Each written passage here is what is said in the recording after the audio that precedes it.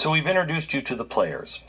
We've taken you up to a place, but there still is there's no proof that this was lab, that this happened that all these people, we know that Dr. Baric, Peter Daszak, were working with Dr. Shi for years.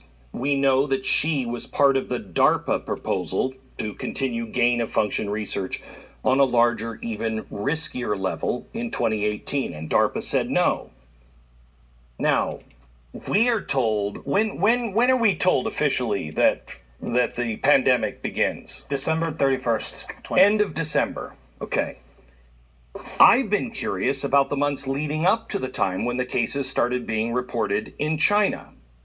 Let me show you. This is a research paper right here, published in 2020, and it's all about the SARS-CoV in transgenic mice. What's weird about this is this work, the paper came out in 2020, but the work was conducted in the summer of 2019. And it is exactly the kind of work that Dr. Shi was working on with Baric and Daszak, as in the exact same kind of research DARPA thought was a little out of bounds. All right, so this was happening. They did all that testing, according to this, in the summer of 2019.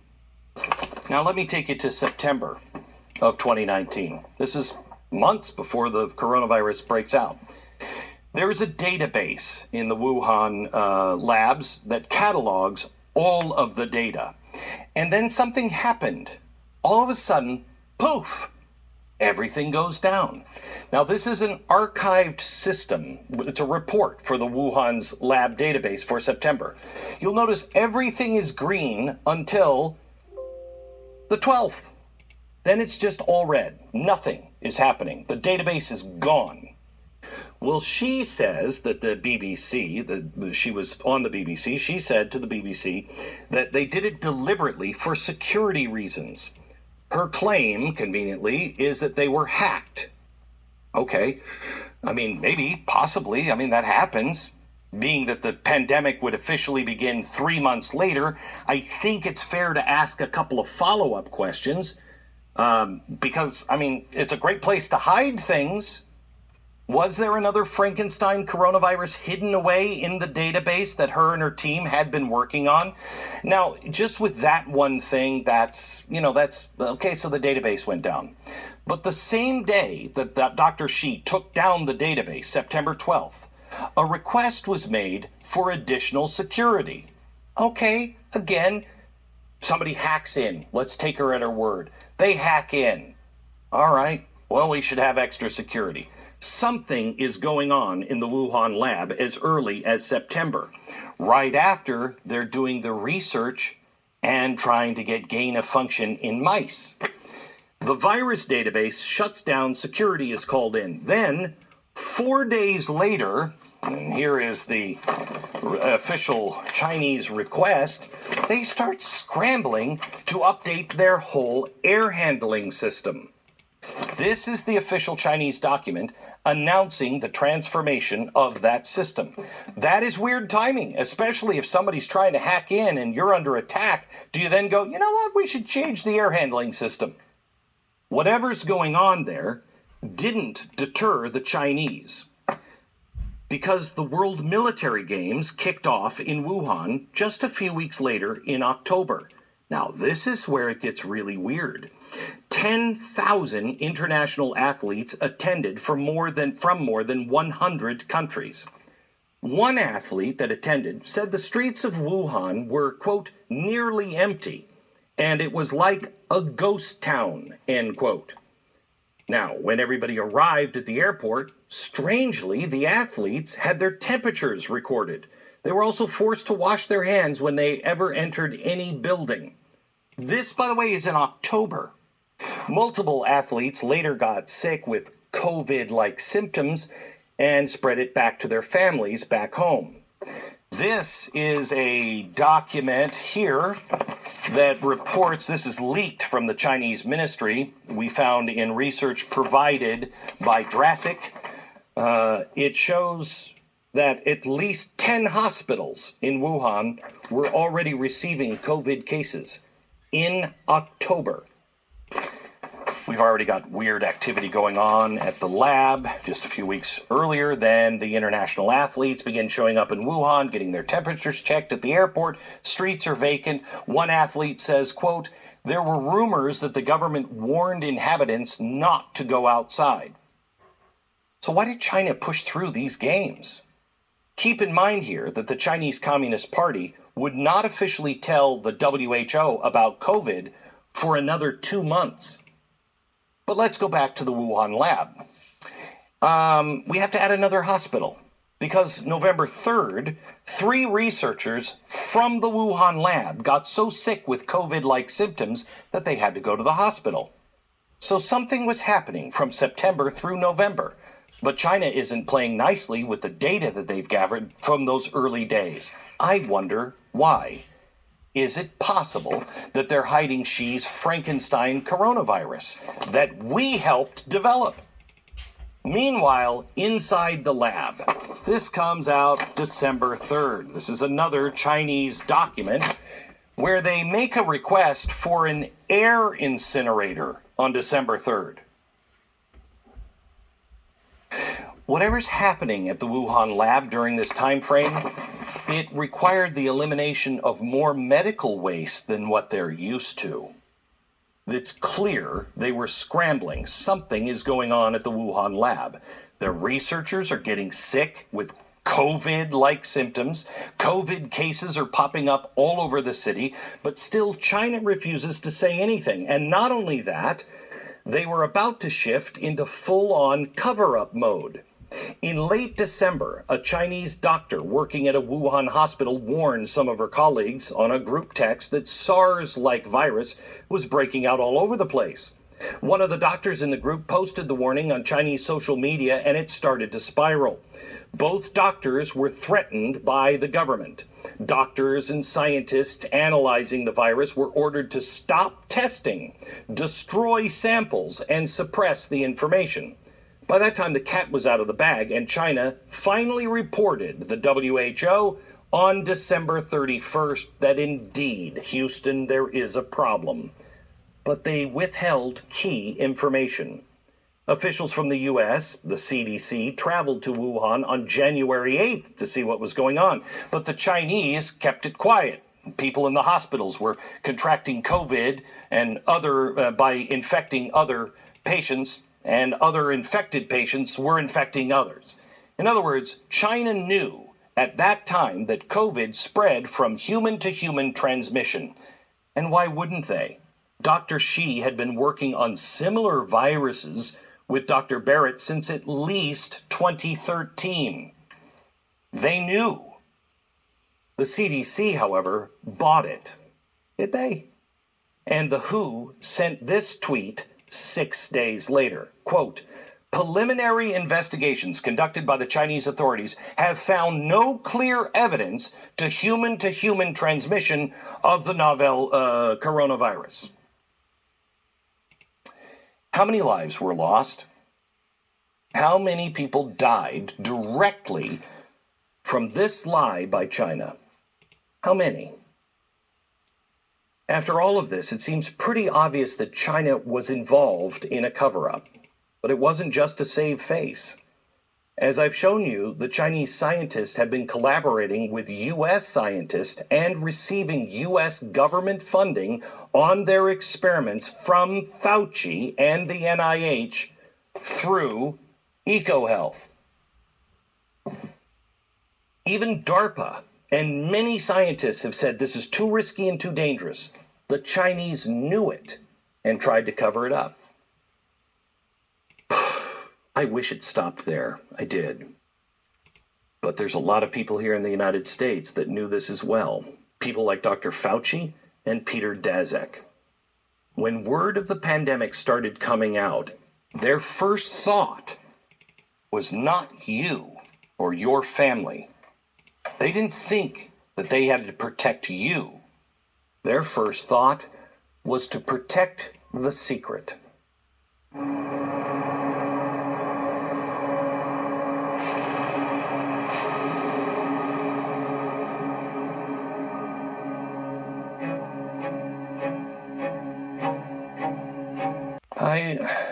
want to urge you to get all of these documents. They are all available online. Can you put up there it is, blazetvspecial.com. All of these documents. Did we include the original Chinese or just the translation? They're the original Chinese, but if you use Google, you can translate it. Okay. And it's so important that, look, I've done controversial specials in the past for many years.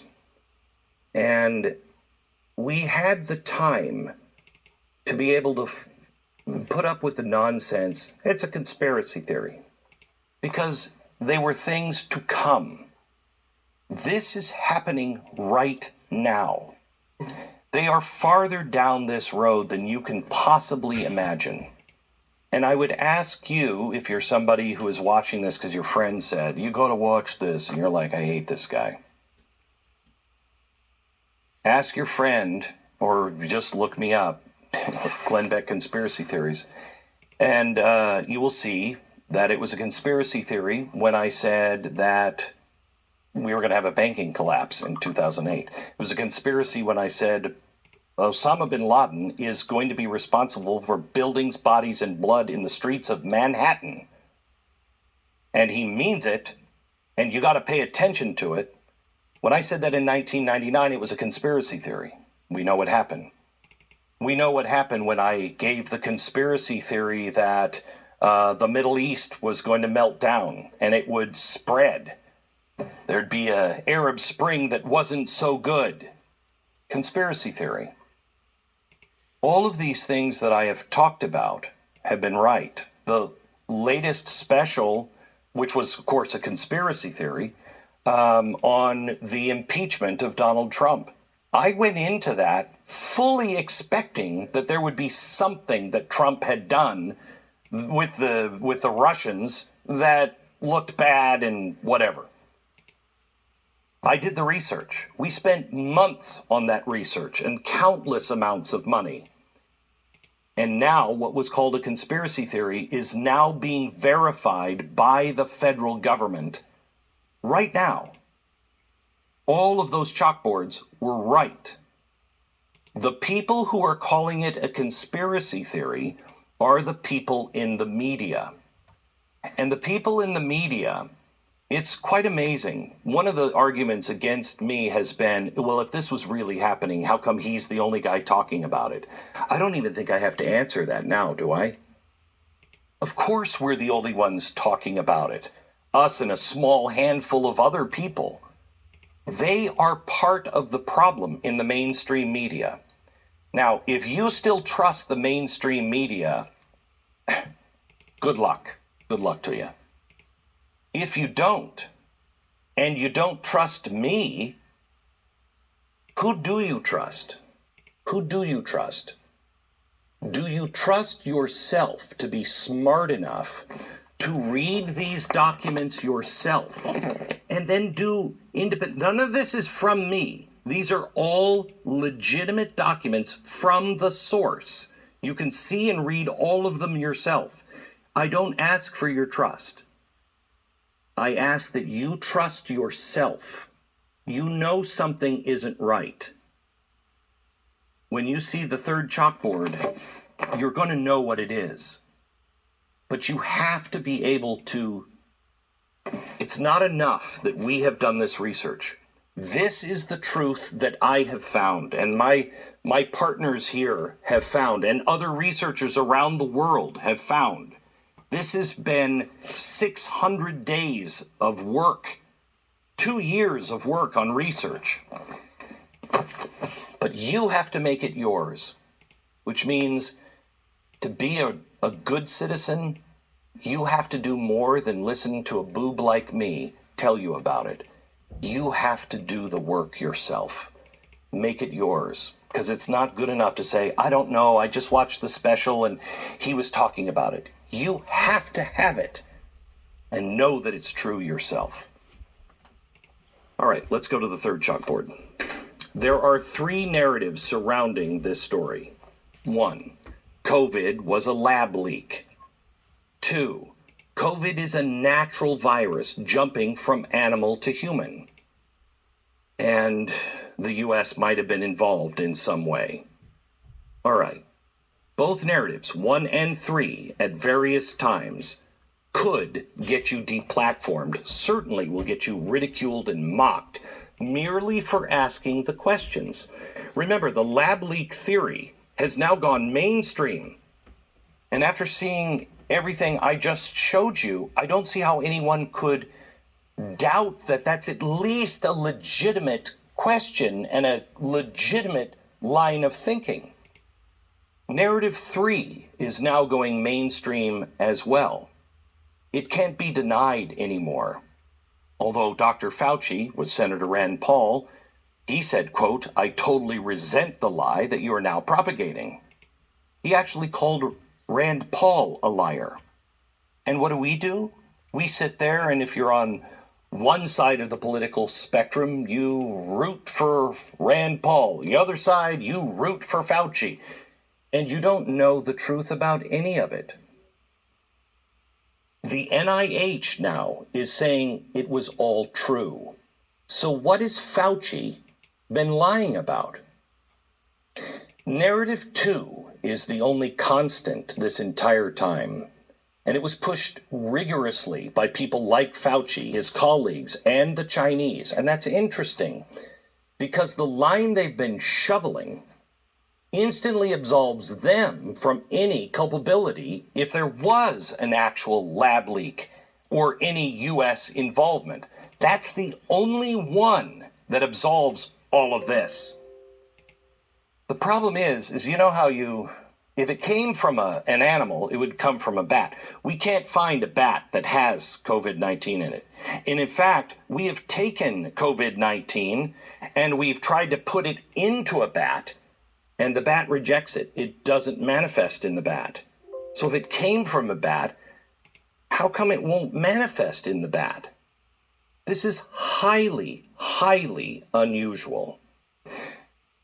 Researchers now are saying, I don't have an answer here other than lab leak. What if I could show you that Fauci's first reaction to COVID was not to protect you, but to protect himself and those who have been working on the Frankenstein coronavirus for almost a decade? Would it change anything if you found out that all of the people that said, don't look at the Chinese lab, it's a natural phenomena, listen to us, get another vaccine? What if I could tell you and prove to you that they're the very same people heavily invested in gain-of-function research in Wuhan are those people that are now trying to give you another shot of a vaccine that the government co-owns? All right, so let's pick this up. Jason, let's start the day that China finally admits there is a problem. This is December 31st, 19, right? Pandemic day. Okay. These are the Barrick emails obtained by a FOIA request, Freedom of Information Act. You have a right to know. Now, here's what's really interesting. Many of these emails were redacted when they were set out because they had sensitive information in it. But there were sometimes 25 people on the CC list. What if you could take the Fauci emails and compare them to the emails from all the other people that were CC'd and see if they're redacted in the same place, and when they're not, piece together one full email. That's what researchers have done. And here's what we found. On December 31st, the official day of the pandemic, the first official day, Dr. Barrick sends an email to his buddy, Peter Daszak, and he says, "Hey, have you heard any news on this?" Now, if I'm those guys and I've been working with Dr. Shi and it's in Wuhan and I know what we've been trying to do, you got to imagine how the news of an outbreak was being taken by these guys. Here we have an outbreak of a virus that is similar to the one they've been working on, popping up directly at the location where they've all been collaborating. I mean, I'd be a little freaked out. So Daszak responds to his people at EcoHealth or EcoHealth that they are reaching out to, I love this, good sources in China.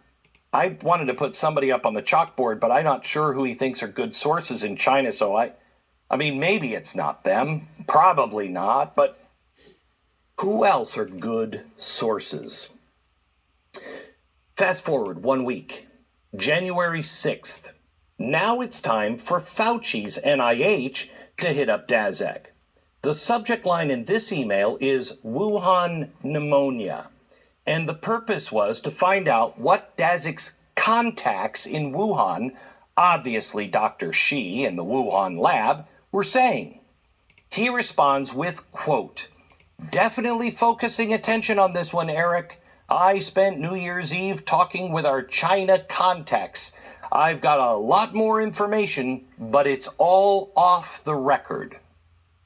Wait a minute. Let's see if I can get my arms around this. So the guy who's been the front man or the middleman for the money between Fauci and the Wuhan labs, why is he corresponding with a Chinese contact, Dr. Shi? And why is it off the record in an official NIH email? We got a pandemic. Let's put it into context, shall we? Do you remember my outbreak chalkboard earlier in the show? Strange things were happening at the Wuhan lab as early as September. Athletes reported other strange things were going down in Wuhan at the World Military Games in October. Then they started to get sick. Official Chinese documents show the hospitalizations from the same month in October. Researchers at the Wuhan lab are getting sick and hospitalized in November. Now, I'm just spitballing here, but maybe that was some of the off-the-record information. Well, that and yeah, I mean, we've been working on this kind of virus in the Chinese lab, at the same place of the outbreak. Oh, and by the way, with U.S. money. But don't worry, the NIH owns the patent for the vaccine. Let's fast forward now, January 31st. At this point, we know that Dr. Baric was talking to Daszak. Daszak was talking to his sources in China. And he was looped in with off-the-record information that he was then transmitting to Fauci's NIH. So we have most of our main players in contact. They all know something and are worried. But on January 31st, Fauci sent this email to two colleagues, Jeremy Farrar and Christian Anderson. Now, this is when it gets really interesting. Anderson is a California virologist. And Farrar is the head of the Wellcome Trust with 2 L's. This is one of the largest private funders of medical research in the world. They have kind of an uncomfortable dark history with eugenics. Yeah. So the combination of Fauci controlling nearly $4 billion in grant funding through the government and Farrar through private funds, it's massive. We already know Fauci was funding the Wuhan lab. We also recently found out that he was funding experiments that killed puppies in a gruesome way. So what else was getting funded through government and private funds? Well, let's go back to the email, shall we? Fauci forwarded this article in an email. It's a medical research funder. That's where he sent it. And also to Anderson, the virologist. Mr. Anderson. The article mentions or references the work that all of our vaccine arms race players, Dr. Shi, Daszak, and Baric, all of them, and investigating the origin was the main topic of this article, and it clearly hit a nerve with Fauci. It set off a chain reaction with all of our players. Here's a quote from the Fauci email. "This just came out today. You may have seen it. If not, it's of interest to the current discussion." I'm curious, what discussion? Maybe the off-the-record conversations being held between Daszak and Fauci's NIH? Mr. Anderson responds, quote, "I should mention that after discussions earlier today, Eddie, Bob, Mike, and myself all find the genome inconsistent with expectations from evolutionary theory." What does that mean? That means this was lab made. Now, as you can see on the NIH website, the virus was sequenced 2 days prior. They all had an opportunity to analyze it, and the consensus was at that time that COVID-19 had been manipulated in a lab. Now, that's hard to measure the panic in an email, but that's basically what ensued. The very next day, February 1st, Fauci sent his deputy an email. Quote, "It is essential that we speak this AM. Keep your cell phone on. I have a conference call, likely be over at this time. Read this paper as well as the email that I will forward to you now. You will have tasks today that must be done." The email he forwarded was the same article that questioned COVID's origin, and that mentioned all of our players. Now take a look at the attachment that Fauci added to the email. Barrick, Shi, et al., Nature Medicine, SARS, gain of function. The email's subject line was important. He wanted to keep his phone close and to get a read on what Barrick and Shi had been doing since 2013, and I'll add, with the NIH funding through DASAC. Now take a look at the deputy's immediate response. Quote, "The paper you sent me says the experiments were performed before the gain of function pause, but have since been reviewed and approved by NIH. Not sure what that means, since Emily is sure that no coronavirus work has gone through the P3 framework. She'll try to determine if we have any distant ties to this work abroad." Panic. Sorry, let me play this for you one more time. Senator Paul, with all due respect, you are entirely and completely incorrect that the NIH has not ever and does not now fund gain of function research in the Wuhan Institute Do they of fund Virology. Dr. Barrick? We do not fund. Do you fund Dr. Barrick's gain of function research? Dr. Barrett does not do gain of function research. Does not do gain of function research. Everybody was talking about it in 2015. Fauci was sending his deputy urgent emails with documents that had gain of function in the description. Now, how does he actually deny this to Rand Paul or anybody? They then scrambled to see if they had any, quote, ties to this work abroad. They have researchers just like I do, and I'm sure they're very capable. I hope they are. So surely they went to their grants and saw this like we did. I'm sure they went to their own website where Dr. Barrick and Dr. Shi published their little Frankenstein coronavirus research. Check out the acknowledgments section. Quote, "Supported by grants from the National Institute of Allergy and Infectious Disease. USAID EPT predict funding from EcoHealth Alliance." There was a lot more funding. And I could go on, but the evidence is clear. Did they have any ties to this work abroad? Dr. Shi is listed on the project. EcoHealth, working directly with her. U.S. taxpayer funds from the NIH go to EcoHealth.